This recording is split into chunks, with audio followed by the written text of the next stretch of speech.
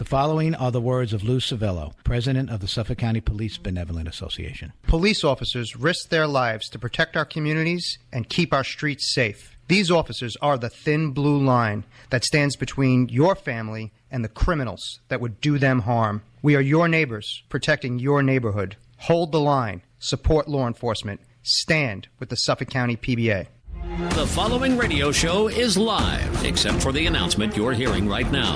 Welcome back to Your Island Live with your host, Tom Schiliro, on 103.9 LI News Radio.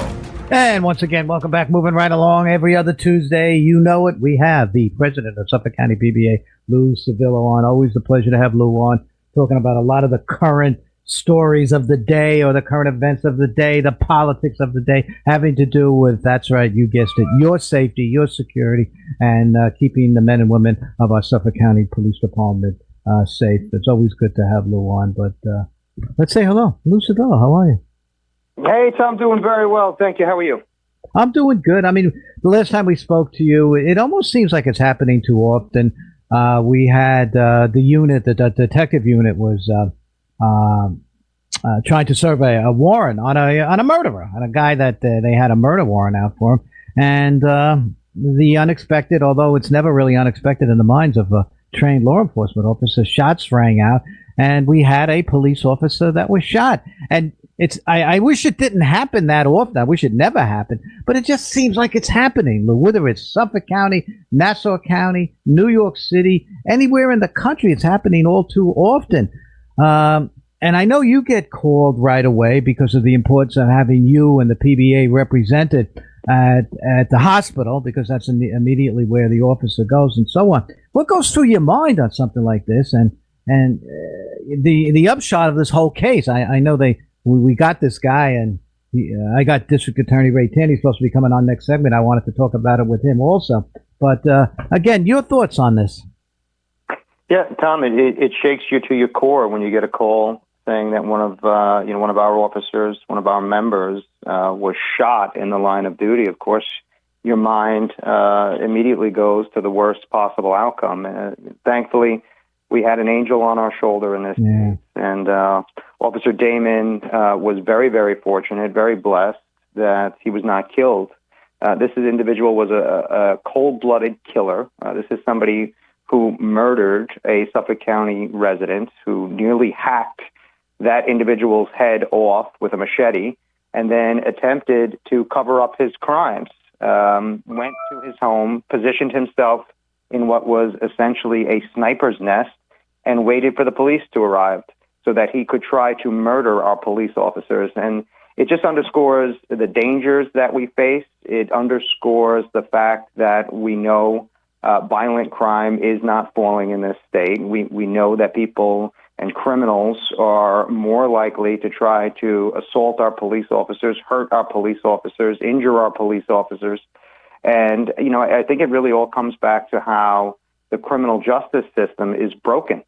And I said this at the courtroom when this savage murderer was arraigned, that, when you look at this state and how we treat criminals, how we treat cop killers, when we're letting cop killers go, when we're celebrating them in some cases, inviting them to speak at our colleges where they can, speak to our youth, our impressionable youth, and we're calling them political prisoners.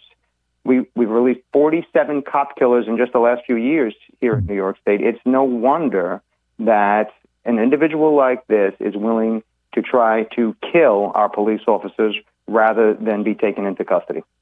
This guy was serious. I think the first shots rang out around 2:20 in the morning. And I think initially this perpetrator fired 5 shots. And then ESU arrived because, again, it was a barricaded hostage, not a hostage, but a barricaded type situation. They needed to on this murder warrant. And then at 5:45, I mean, this kind of thing went on for like 3 hours. He fired another 9 shots for a total of 12 shots at the police. And again, I'm putting this out to our listening audience to again, try to imagine that as a Suffolk County police officer, be it a ESU, be it detective, be it a sector cop, it doesn't matter. They're in harm's way. You can't get any more in harm's way than having 12 shots fired at you. And what amazed me, and I want our audience to know this, that our police officers, with the restraint that they have, my understanding is not one shot was fired in return. Is that correct? No, there were shots fired, Tom. Oh, there were. Okay. So, I mean, the scene was unfolding. Yes, we did return fire at one point. This individual, coward that he is, retreated, and the police officers showed incredible restraint. They let the hostage negotiation team do its job, and eventually he came out without further interaction. And that outcome was good. That none of our police officers were injured further at that point after one of us had been shot already, and we were able to get him out and take him into custody. But it goes back to this state and how we treat criminals, how we treat search warrants, right? So this essentially was a search warrant. You have a case here where we know that this individual had already murdered someone, right? There's ample evidence to show that these allegations are 100% accurate, that he brutally murdered this individual with a machete, like I said, nearly cut the individual's head off. You don't have a choice in that case, right? We can't say, hey, turn yourself in when it's convenient for you, right? This is somebody that's going to cause carnage. This is somebody already willing to kill a neighbor, willing to fire on police officers. So we have to take that individual into custody. So when I hear the rhetoric from the left, when I hear the media say that, well, we shouldn't be able to do no-knock warrants, we should have every single advantage possible going into a situation like that, right? We should be able, and for the audience that may not know what a no-knock warrant is, that's where we basically get the element of surprise, where we don't want to wait for this individual. We don't want to give him that advance notice. Just like in this case where he was able to position himself in a sniper's nest and fire upon us. We want to have every advantage. We want to take him by surprise and get him out of here. And it's these tools in the toolbox that, give us that little bit of advantage that may save our lives going into these volatile and dangerous situations. And, the fact that the left wants to take them away from us just shows how misguided they are. It's critical that we have these sorts of tools in the toolbox when we're facing someone who has no regard for human life. And again, it brings it close to home. I know we spoke about it right when it happened. I spoke to some of our elected officials who said they were able to reach the officer in the hospital and spoke to him. They said him and his family felt real good. We know certainly the PBA and certainly those who have worn the uniform, the brothers and sisters in blue, are very supportive of those officers all the time who really sacrifice, be it serious physical injury or worse yet, death. But many of our elected officials were concerned enough to give the officer a call. I don't know if you heard any of that, but I heard it on the air when they called in. No, I did. I mean, incredibly supportive. I received many of those calls myself, right up to and including the governor who called to check on the state of our officer. So it is appreciated, but at the same time, we need more than condolences and calls to see how people are doing. And that's what I sort of said about, the day before the arraignment for this individual, I was standing at a police funeral in New York City. And it really hit home, Tom. When I saw, this officer's children who were going to grow up without a father, and wife 9 months pregnant, who is now a widow. So, while we are very, very appreciative that, politicians and elected officials are checking in on our officer, at the same time, let's get together and make some common sense changes to the justice system, because that's what we really need. That's what's going to save the next life. That says that this person didn't die in vain, and that hopefully we're not going to continue to have these terrible close calls here in Suffolk County. Let's learn from the past, and let's give our police officers the backing they need. Let's give them the legislation they need and fix some of the broken laws here. So, again, very appreciative, and I know it's genuine when I get those sorts of calls. But at the same time, I'm like, put your money where your mouth is, and let's get the system fixed. Amen. And I'm getting situation. Yeah. I just got a text message there listening to you right now. To God bless the SCPD, and I agree 100%. When you hear these stories, you just never know. And I think what you're saying, visualize it. There are some states that really go out of their way to protect our police easily, and many different things. And we have seen that. It just so happens it's not happening here. And I know you spend a lot of time with this on legislative agenda, legislative programs yourself and our district attorney, the same thing, going up to Albany. He gets very frustrated on criminal cases that he's dealing with, on rules of discovery and a lack of discretion among judges and so on. He talks about it on our program, and I could certainly feel for it. I can feel a lot what you're saying also. But the one additional factor I want to add to that is the media. And it was just that recent story. And I'm not even going to mention the publication name. Everybody knows who it is anyhow, so I don't even want to do it. Where you were quoted. And there was some sort of an issue that they had. Instead of talking about, let's make our cops safe. Let's do what we can. Let's editorialize to our legislature how it's important to do away with bail reform and so on. They want to make an issue about body cams. What was that all about? Because I got very angry at that, saying this is what they're thinking about. And again, in light of what happened just recently with our own police officers here, what was the problem? Yeah, I mean, that story couldn't have been worse timing in terms of taste, because they ran that story the day we were standing at the police funeral. And it really goes back to why people distrust the media. Mm-hmm. So if you look at that story and what it's based on the Human Rights Commission here in Suffolk County annual report. And if you actually read that report, you'll see that it's overwhelmingly complimentary to the Suffolk County Police Department. It by and large states that we are collaborating with the Human Rights Commission, that the reforms that we put in place are working, that by and large Internal Affairs is doing an effective job at oversight. And instead of giving the overall view of that report, Newsday chose to focus in on one minor detail, 83 instances where body cameras were shut off out of thousands and thousands of interactions that we have with the public. And Tom, there are cases where it is completely appropriate not to have that body camera on, cases of sexual assault, cases where you're dealing with minors, cases where the witnesses would be reluctant to give you information because you're shoving a camera in their face. Personal situations, when officers are taking bathroom breaks, when they're talking to their union reps, when they're interacting at some level with their supervisor about a work condition. In all those cases, it's appropriate not to have that body camera on. Instead of, again, looking at the overwhelmingly, that we've exceeded expectations, exceeded performance goals, and that's overwhelmingly what that report says, they focus in on this minute detail and twist it. I think the verbiage they used was that we're eroding public trust, which is nonsense. That's absolute nonsense. And it really is why platforms like yours is so important.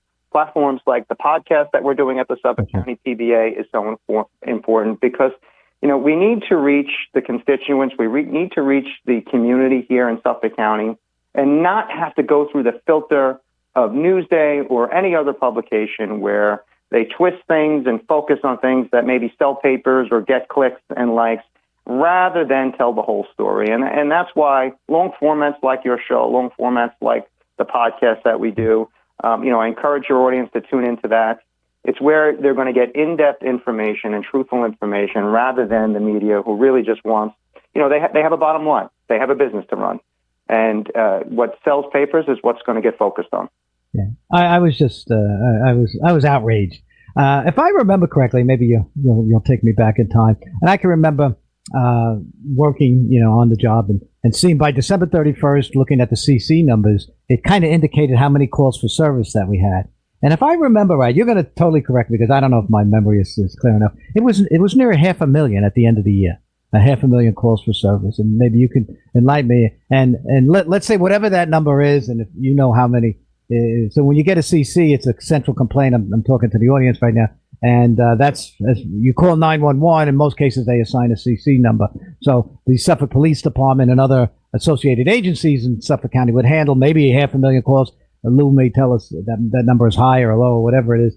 But I think I heard you say that they were, I'm laughing, that they were looking at 83 instances. Is that what you're telling me?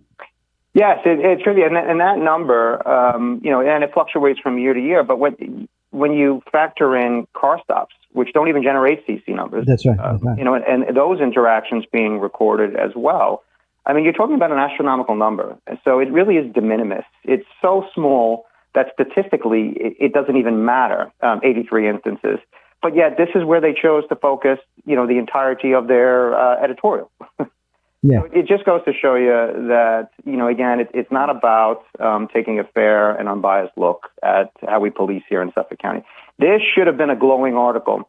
By any objective measure, we exceeded standards. We exceeded performance goals that the county was looking to hit in terms of recording interactions, in terms of transparency. This is unprecedented transparency into how we police, having all of these interactions recorded, reviewed, looked at by internal affairs, looked at by human rights. And yet, instead of, getting a glowing report, we got this, essentially a hit piece saying that we're eroding public trust. And it's more about, yeah, again, I'm sorry, look, go ahead. Yeah, no, and I, again, just to sing your praises, Tom, and the fact that you do offer us this opportunity to sort of rebut some of these things here on your show. I'm very, very appreciative of that. You know what we've been working on here on the show is that the horrendous conditions at the New York State Department of Motor Vehicles. Many people are told that you need an appointment, but you could still do a walk-in. It turns out that that's a lie. New York State government is really in shambles right now. There's a lot of incompetency when it comes to that, as we talk about all the time when it comes down to bail reform laws and so on. Well, apparently the DMV is falling prey to incompetence. And the problem is that a lot of Long Islanders are having difficulty in getting their vehicles registered, particularly on the private sales. They can get their insurance, which is fine. But then when they go to the DMV in order to transfer one plate to another plate, they can't do it because either they couldn't get an appointment, they got an appointment for 2 weeks or 3 weeks. I'm hearing stories, but I'm going to leave it just like that. But I'm hearing stories that the Suffolk County Police Department, and I want to say this because I think you got some great members out there, kind of understand what's going on with the DMV, and that people have no choice sometimes to maybe carry their paperwork with them, but they can't get it officialized at a DMV. Now, we're not condoning anything or anything like that, but the police department is understanding the plight of the public. And I thought I'd say that because I've heard of a couple of instances where they understood, they meaning your men and your women, members of the Suffolk County PBA, members of our precincts and so on, are realizing how difficult it is because of not the fault of the Long Islander, but the fault of the incompetency of the New York State DMV. I wanted that. I wanted to put that out to you because policing is not easy, and sometimes our cops they have to, and they are, conform with the plight of the people. Your thoughts, Lou? Yeah, well, I mean, the DMV has long been a boondoggle of bureaucracy, and unfortunately, that's some of the things that we deal with here in New York State. And I think that's why police officers having discretion is so important, because you do sometimes have these extenuating circumstances. You do have, people here in New York who may have run into that bureaucracy in the DMV, that backlog and cannot get the appropriate paperwork. And I think in those circumstances, the police officers can take a look at the totality of what's going on and what the motorist has to say and what the motorist presents as far as carrying the paperwork. And they can choose to issue a warning or use some discretion and just not write a summons in those cases where you won't have to go to court and then prove, that this wasn't your fault. So it's an important tool that police officers have, is that ability to give a warning rather than write a summons. And I think in some cases, a warning is more effective than a summons. Motorists are appreciative that you didn't have to get a $300, $400, or $500 summons. Your insurance isn't going to go through the roof when you're running back and forth to the city to make ends meet. So in many interactions, our members are issuing those warnings where they think they're appropriate. I know I issued plenty of warnings when I was out there on the road. And, I think many times they're effective at regulating behavior, maybe even more effective than a summons. And they are conforming to what you're just saying right now. And it's a godsend because I'm compiling a list of the folks that are having trouble at these DMVs, because we're going to be presenting that. Senator D. Murray is really, he caught on to this. He heard we were talking about it yesterday, and he jumped into this right away, and he's going to reach out to the commissioner of the DMV. I put together a whole memo of what is taking place.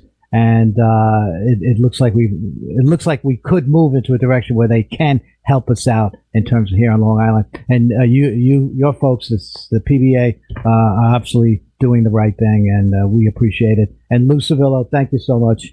We'll talk again in a couple of weeks, my friend. Sounds great. Thanks, Tom. Okay, we'll take a short break. When we get back, let's see. We're either going to take phone calls or we got the DA calling on. We'll see in a little bit. We'll be right back.